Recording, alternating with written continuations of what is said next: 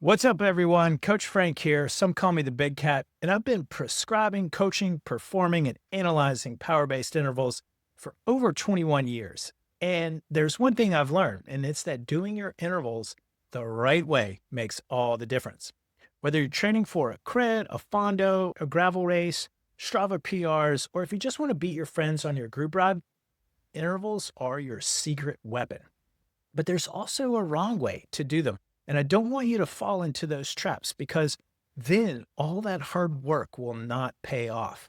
Therefore, in this training tip, I'm breaking down the right way and the wrong way to do your cycling intervals so you can train smarter and get faster. Super quick, why do intervals work? Because they achieve precise physiological adaptations if you hit your zones right. VO2 max intervals increase how much oxygen your body can use. Threshold work improves your ability to ride at a steady but hard pace, and sweet spot builds your aerobic engine and durability. When done right, intervals achieve very specific physiological adaptations that work like a symphony within your training plan. So let's start with the hard work. Let's start with the VO2s, the threshold, anaerobic intervals, the zones 4, 5, and 6. These are your full gas as hard as you can go efforts with a caveat. Let's say your FTP is 265 watts. That means your VO2 max is 105 to 120% of your FTP, which is between 276 and 318 watts. First pro tip, round your zones to the nearest multiple of 10 or 25 to remember them much more easily. And so in this case, it becomes 275 to 320 watts. Now, the right way to do these intervals is simple. Start around 300 watts, stay between 275 and 320 watts for the whole interval. Don't surge, don't fade. That's it. Your job is to hold your steady power, not perfectly, but consistently, and expect the numbers on your head unit to bounce around a little bit. That's normal. And 3 pro tips. Use the 3-second power average display. It'll smooth out the noise and it'll help you focus. Pro tip number 2 is use the lap average field to check how you're pacing. That way you know if you need to push or ease up a bit more. And then pro tip number 3 is really choose good terrain. Be intentional about where you do your intervals. A steady hill is ideal. Ride up the hill for the interval, coast down for the recovery portion, then loop back and repeat. A flat road works well too. You just go faster. What you really want to avoid is downhills where you can't make or hold the power output. If you do have a hill, make sure your hill lasts as long as the duration of the interval. If you're doing 5-minute intervals, you're going to need a 5-minute hill.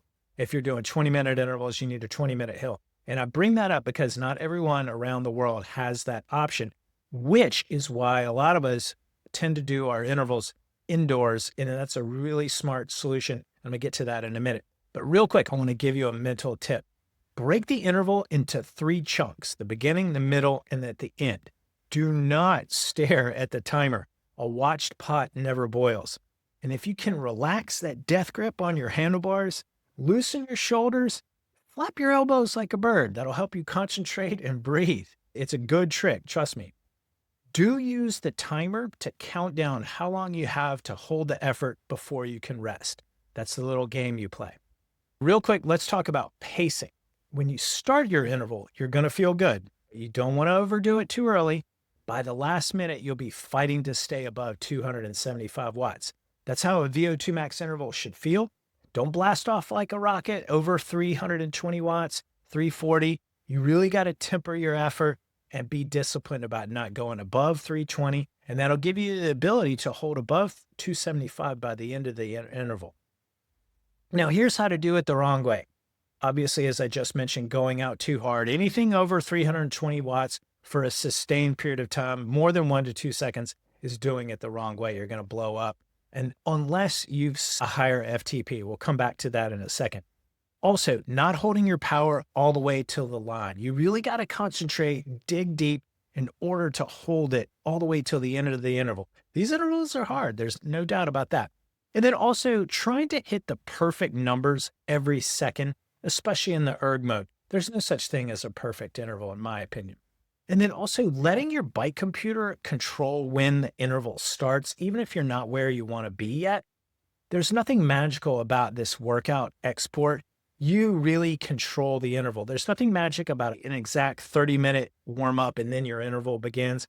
Your warm up can be 23 minutes. It can be 33 minutes. It's really, you control the interval and use your lap button to start when you're at the right place at the right time, when your mind and your legs are ready. Seriously, do not be an interval robot with the workout export. That mindset causes a lot of stress and a lot of anxiety. Also, it's a safety issue if you're blasting through stop signs or stoplights or anything like that. Don't do that. So use the structured workout as a reference, but take control with the lap button so that you can start your intervals when you're ready. And that's how you train with intent and not automation. You can use the lap button control feature on your Garmin or your Wahoo, and that allows you to use the structured workout as a guide, but not as the end all. You can export your workouts from CoachCat directly to your Garmin, your Wahoo, also your Hammerhead. And then what you can do is you manually trigger the start of when you begin the interval with the lap button that's labeled lap on your computer. So instead of being forced to start the interval right when the screen says so, you ride to exactly where you want to begin, and then you hit the lap button when you're ready. It gives you control while still tracking power targets and duration. And also, if you are doing your intervals with heart rate, which is a very good way to do intervals if you're not training with power, know that heart rate takes about 30 seconds to respond to the effort. So when you begin an interval, don't just hammer as hard as you can out of the gate just to increase your heart rate as fast as you can, because it's going to take about 30 seconds for that effort to rise and heart rate to become reflective. So ride by feel early on and use heart rate to confirm that you're in the zone after 30 seconds. Okay, let's talk about ERG mode. Big topic, but I'm going to break it down to you really simply.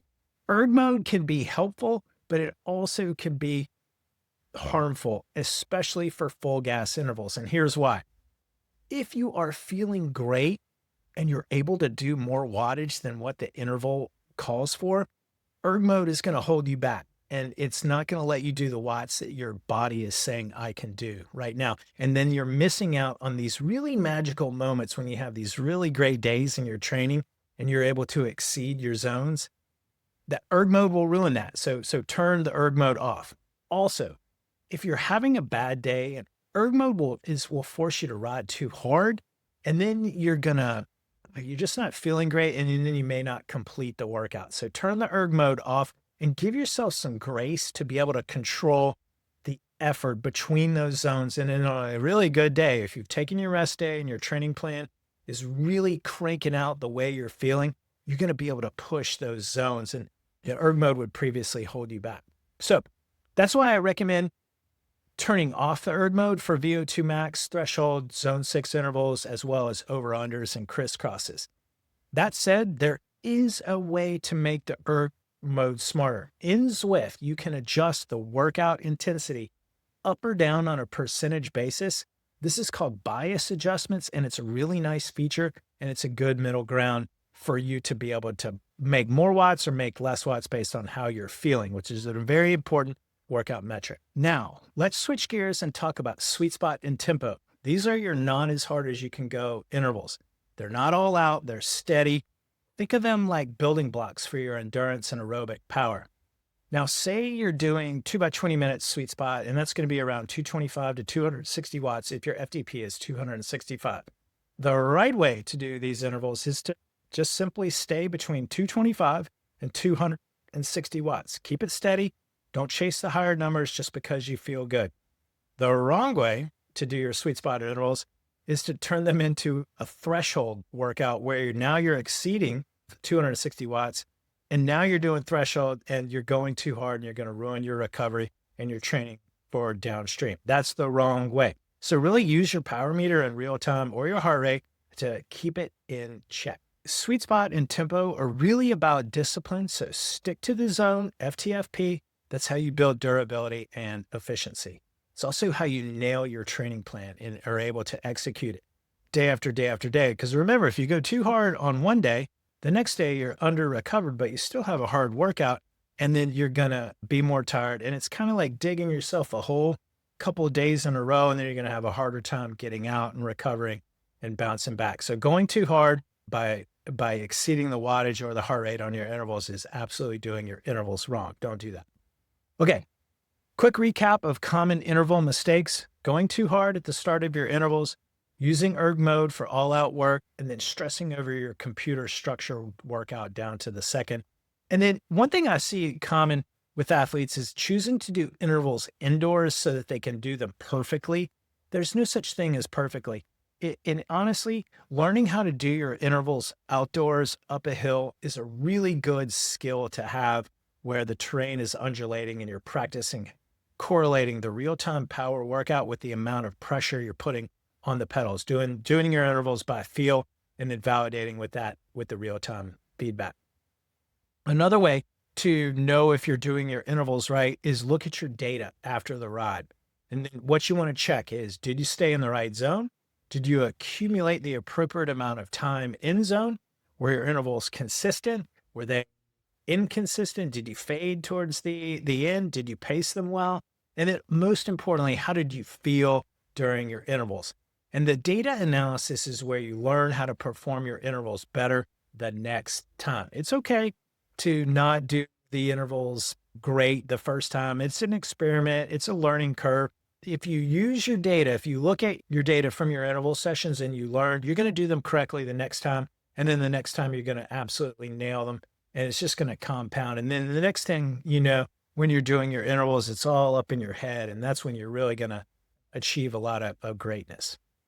So doing your intervals really doesn't mean doing them perfectly. There's no such thing. It just really means hitting the right zones, staying flexible and adapting to the terrain, using your power meter, your heart rate wisely, and then giving them your all. You want to practice how you want to play. And when it's go time in a race or a group ride, you're going to be going really hard. And if you've been doing your intervals really hard just the same way, you're going to be prepared and you're going to be able to meet that challenge. So go hard when it's time to go hard. Hold back when the plan says so. That's how you FTFP to get stronger, faster, and avoid burnout. Drop a comment with your favorite interval session or one that you're struggling with. Let me know and I'll reply. And hey, if you want a training plan with intervals built around you, check out the CoachCat app. We'll build a custom plan for you. It's free for the first month, and then you can save 50% when you commit to your training for the year. Give us a like, give us a subscribe, and remember to work hard, ride fast, have fun, and as always, FTFP.